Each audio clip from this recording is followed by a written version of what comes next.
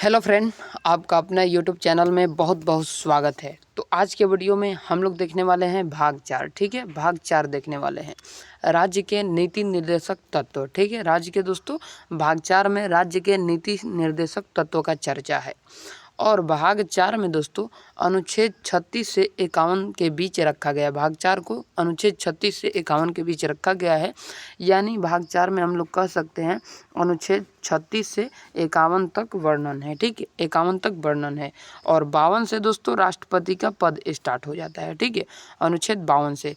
तो राष्ट्रपति दोस्तों आएंगे भाग 5 में। ठीक है, ये देख लेते हैं दोस्तों भाग 4 को दोस्तों कहाँ से लिया गया है। इसे दोस्तों आयरलैंड के संविधान से लिया गया है। ठीक है, इसे दोस्तों आयरलैंड के संविधान से लिया गया है तथा दोस्तों आयरलैंड ने स्पेन के संविधान से लाया था। आयरलैंड दोस्तों कहाँ से लाया था? आयरलैंड दोस्तों स्पेन के संविधान से लाया था। और दोस्तों आयरलैंड के संविधान से हम लोग भारत ने कॉपी किया है। ठीक है, चलिए आगे बढ़ते हैं। जो देश के लिए दोस्तों आवश्यक होता है किंतु संविधान बनते समय सरकार के पास इतने धन तथा संसाधन नहीं थे जो उन्हें उपलब्ध करा सके। ठीक है, अतः यह सरकार की इच्छा पर निर्भर है। ठीक है, यह दोस्तों सरकार के इच्छा पर निर्भर है। जिस कारण दोस्तों शाह ने कहा है, इस पर दोस्तों केटी शाह ने क्या कहा है कि नीति निर्देशक तत्व तो उस चेक के समान है जिसका दोस्तों ऊपर देख लेते हैं, जिसका भुगतान बैंक अपनी इच्छा अनुसार करता है। ठीक है, चलिए यहाँ तक आप लोग समझ गए। आगे बढ़ते हैं दोस्तों। आगे है दोस्तों नीति निर्देशक तत्व का उद्देश्य क्या है? सामाजिक तथा आर्थिक लोकतंत्र की स्थापना करना। सामाजिक तथा आर्थिक लोकतंत्र की स्थापना करना। ठीक है, इसे दोस्तों संविधान का आदर्श भी कहा जाता है। इसे दोस्तों राज्य के नीति निर्देशक तत्वों को संविधान का आदर्श भी कहा जाता है। ठीक है, नेक्स्ट देखते हैं। इसके माध्यम से ज्ञात होता है कि भारत का एक लोकतांत्रिक कल्याणकारी देश है। लोकतांत्रिक कल्याणकारी देश है या लोक कल्याणकारी देश भी कह सकते हैं। लोक मतलब लोग। ठीक है, चलिए आगे बढ़ते हैं और अनुच्छेद 36 हम लोग देखते हैं। अनुच्छेद 36 क्या कहता है? अनुच्छेद 36 कहता है नीति निर्देशक तत्वों के संदर्भ में राज्य की परिभाषा की चर्चा है। ठीक है, नीति निर्देशक तत्वों के संदर्भ में राज्यों की परिभाषा की चर्चा है। ठीक है, अनुच्छेद हम लोग 37 देखते हैं। इसे दोस्तों न्यायालय द्वारा लागू नहीं कराया जा सकता है। अनुच्छेद 37 को दोस्तों न्यायालय द्वारा यानी एससी और एचसी और दोस्तों डीसी।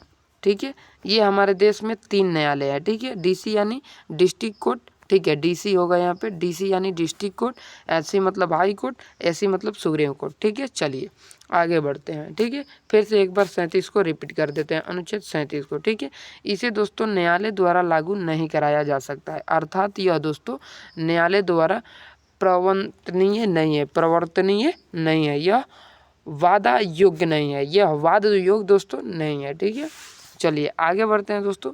और आगे हम लोग बढ़ेंगे और देखेंगे अनुच्छेद 38 क्या कह रहा है। ठीक है, अनुच्छेद 38 क्या कह रहा है? अनुच्छेद 38 कह रहा है लोक कल्याण की अभिवृद्धि अर्थात सरकार जनता का कल्याण करेगी। ठीक है, अनुच्छेद 38 में कहा गया है लोक कल्याण की दोस्तों अभिवृद्धि की अर्थात सरकार जनता का कल्याण करेगी। जैसे राशन पेंशन देता है, सामाजिक आर्थिक और राजनीतिक न्याय करता है। ठीक है, आर्थिक देखिए यहाँ पर समझ लीजिए राशन कार्ड यानी दोस्तों राशन कार्ड किस लिए देता है? जिस पर आप लोगों को चावल गेहूँ दाल ये सब मिलता है।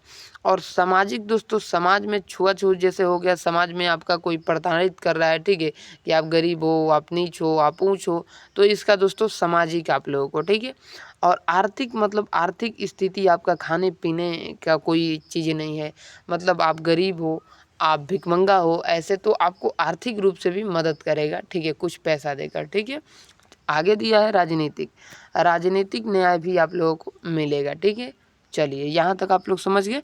चलिए आगे बढ़ते हैं, अगला देखते हैं, अनुच्छेद 39 को देखते हैं। ठीक है, अनुच्छेद 39 क्या कहता है दोस्तों? अनुच्छेद 39 कहता है समान काम के लिए स्त्री पुरुष को समान वेतन संसाधन का उचित वितरण किया जाएगा। जैसे कि कोई व्यक्ति है दोस्तों, जैसे कोई व्यक्ति है खेत में कोई काम कर रहा है या कोई कंपनी में काम कर रहा है और उसी कंपनी में वही काम दोस्तों औरत भी कर रही, वही काम पुरुष भी कर रहा है, तो समान काम के लिए स्त्री और पुरुष को समान वेतन दिया जाएगा। ठीक है, चलिए आगे बढ़ते हैं दोस्तों। अगला है राज्य बालकों का स्वास्थ्य एवं गर्मी माए जीवन का उपलब्ध कराएगी। जैसे कि दोस्तों राज्य दोस्तों जो राज्य है जैसे बिहार, उत्तर प्रदेश, झारखंड, उड़ीसा, ये सब हो गया दोस्तों।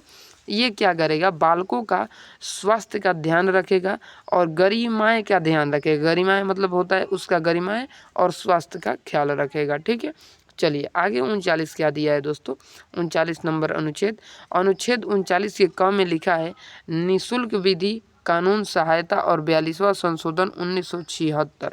ठीक है, 1976। ठीक है, निःशुल्क विधि से आप लोगों को शिक्षा दिया जाएगा, बच्चों को निःशुल्क विधि से शिक्षा दिया जाएगा। ठीक है, चलिए आगे बढ़ते हैं और अनुच्छेद 40 देखते हैं। अनुच्छेद 40 देखते हैं। ठीक है, अनुच्छेद 40 क्या कहता है। ठीक है, अनुच्छेद 40 कहता है दोस्तों, अनुच्छेद 40 ग्राम पंचायत का गठन। अनुच्छेद 40 में दोस्तों ग्राम पंचायत का गठन है, अनुच्छेद 40 में।